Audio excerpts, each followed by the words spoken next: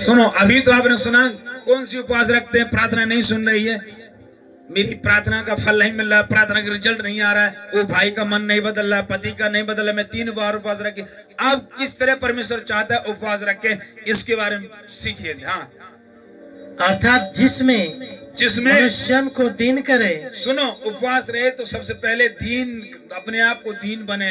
अब परमेश्वर क्या बोला है, जिस उपवास से मैं प्रसन्न होता हूँ, जिस उपवास से, फास्टिंग से, वो ये है कि मनुष्य अपने आप को दीन करे। पहले तो दीन करे, जल्दी जल्दी क्रोध करना, जल्दी जल्दी झगड़े करना, जल्दी जल्दी लड़ाई करना, इधर उधर लड़ाइयां फंसाना, पत्नी ने कुछ बात बोल दिया बड़ी और या नरम बात, उसमें भी असर हो जाना क्रोध का, गुस्से का।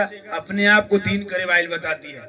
जिस उपवास से मैं प्रसन्न होता हूँ वो ये है कि मनुष्य पहले अपने आप को नम्र बने, दीन बने कि पिता मेरा घमंड दूर कर, मेरा बार बार क्रोध होना, पत्नी की बात में, बच्चों की बात में, पड़ोसी की बात में, भाई की बात में, थोड़ी बात होती है आग से लग जाती, प्रभु ऐसे चिड़चिड़ापन दूर कर, झगड़ा दूर कर, क्रोध दूर कर, मुझे दीन बना प्रभु, सहने वाला बनो प्रभु, किसी को बोलने वाला नहीं प्रभु, बोलूं तो केवल तुझसे बोलूं, दीन बने। पहला स्टेप। दूसरा, क्या तुम इस प्रकार करते हो? क्या तुम इस प्रकार करते हो, अपने आप को दीन बनते हो, पुराना गुस्सा छोड़ते हो, पुराने झगड़े छोड़ते हो, पुराने पाप छोड़ते हो, पुराना सुर्तीला करना छोड़ते हो, पुरानी गालियां देना छोड़ते हो, पुरानी चुगली करना छोड़ते हो। हाँ, आगे नेक्स्ट। क्या सिर को झाव के समान झुकाना? सिर को झाव के समान खुदा के पास नम्रता के साथ, घुटनों के साथ जाना है, सिर झुकाते हुए कि खुदाबंद मेरे जीवन में जो पाप, गुनाह, अपराध हुआ, पश्चाताप के साथ प्रार्थना करना, प्रभु मुझे क्षमा कर, मुझे माफ कर, जिससे मैं तेरे चरणों में आ सकूं प्रभु। आमीन, हालेलुया। हाँ, अपने नीचे टाट बिछाना। अपने नीचे टाट बिछाना, घमंड का टोप उतारना है, क्रोध का टोप उतारना, झगड़े वाला टोप उठाना, गाली का टोप ना, क्या टाट बिछाना मतलब का निम्र बनना, दीन बनना। आप खुदा के सामने जीरो बन गए, आप लाख कितने धनी होंगे, कितने बड़े होंगे, लेकिन प्रभु के सामने आप दीन हो। कोई घमंड नहीं, कोई प्राइड नहीं, आपको कोई बुरी बात नहीं, बस खुदा के सामने झाव के समान। हाँ, और राख फैलाने ही को तुम उपवास और यहोवा को प्रसन्न करने का दिन कहते हो। और हाथ फैलाना और उपवास के यहोवा का प्रसन्न देने को दिन कहते हो। आमीन। इसी प्रकार के उपवास से यहोवा प्रसन्न होता है, परमेश्वर प्रसन्न होता है। अपने आप को दीन बनना, सिर के झाव के समान नीचे झुकाना, खुदा के सामने नम्र बनना, दीन बनना, पुरानी गालियां, पुरानी चुगली, पुराने झगड़े छोड़ना, प्रभु के साथ बदल जाना, अपने आप को प्रभु के स्वभाव में बदलते जाना, प्रभु के चरित्र में बदलते जाना, प्रभु की बातचीत में बदलते जाना, होली स्पिरिट की अगुवाई में। आमीन। ये है रियल उपवास जिससे परमेश्वर प्रसन्न होता है। और आगे सीखिए। हाँ, जिस उपवास से मैं प्रसन्न होता हूँ, जिस उपवास से मैं प्रसन्न होता हूँ, वह क्या यह नहीं कि अन्याय से बनाए हुए दासों और अंधेर सहने वालों का जुआ तोड़कर उनको छुड़ा लेना और सब जुओं को टुकड़े टुकड़े कर देना। आमीन। जिस उपवास से मैं प्रसन्न होता, सब जुए मतलब क्या, आपके ऊपर जितने जुए थे, शैतान के बुरे विचार, बुरे ख्यालात, बुरी आदत, बुरे झगड़े, पुराने झगड़े, कह रहा उन जुओं को टुकड़े टुकड़े कर दो। जुआ मतलब क्या, आपके ऊपर जो बोझ है, आपके ऊपर जो समस्या, उस जुए को टुकड़े टुकड़े कर दो, छोड़ दो।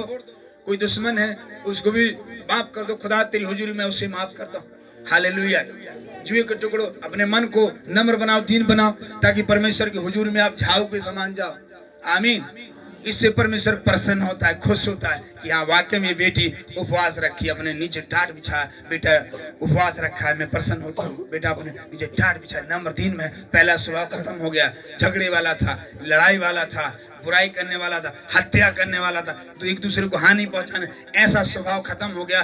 परमेश्वर भी आपकी सहायता करेगा कि सच में दीन बना। हाँ, और आगे। क्या यह नहीं है कि अपनी रोटी भूखों को बांट देना।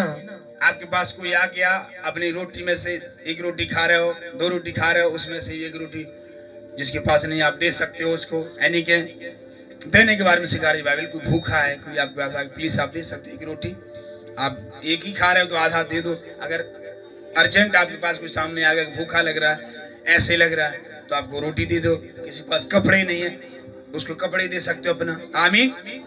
तो ये भी एक तरह का उपवास का भले काम है जिस परमेश्वर सिखाना चाहता है। आमीन, हालेलुया। आपको सीखना है। आमीन।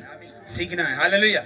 और आगे नीचे, अनाथ और मारे मारे फिरते हुओं को ओहो, अनाथ और मारे मारे फिरों को अपने घर ले आना, अपने घर ले आना, किसी को नंगा देखकर किसी को नंगा देखकर वस्त्र पहनाना। ओहो, क्या बात है, रुकिए। आमीन। ये कितनी ह्यूमैनिटी की परमेश्वर बात कर रहा है। आमीन। यही है ह्यूमन राइट्स, मानव अधिकार। हालेलुया।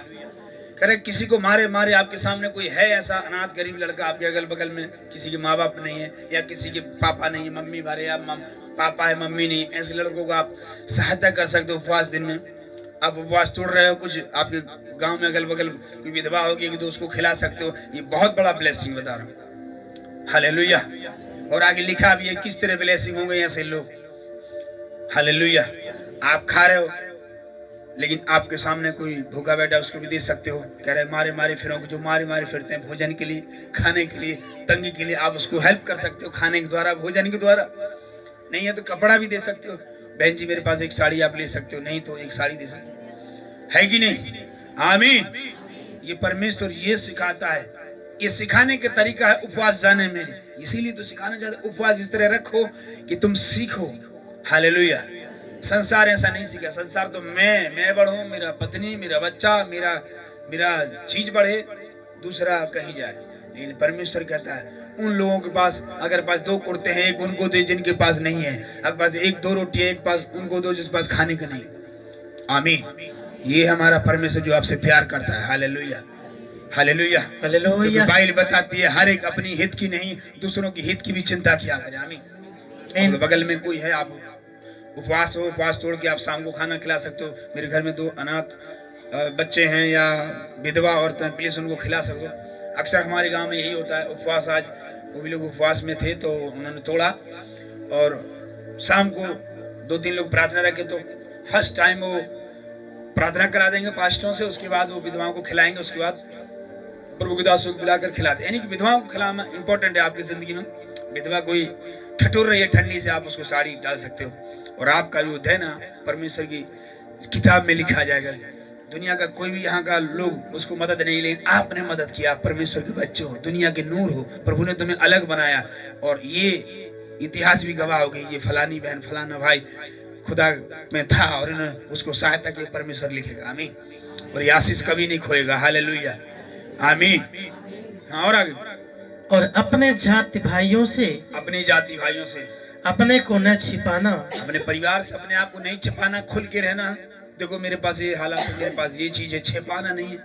कई लोग छिपाते हैं, पूछ लो भैया अभी तक सुरती खा तो छिपाते हैं। आप उपवास में हो, छिपाना नहीं है। हाँ सर मैं भी झूठ बोलता हूँ थोड़ा थोड़ा, आप बताइए, हम तो माफ करेंगे, प्रभु भी माफ करेगा। आमीन।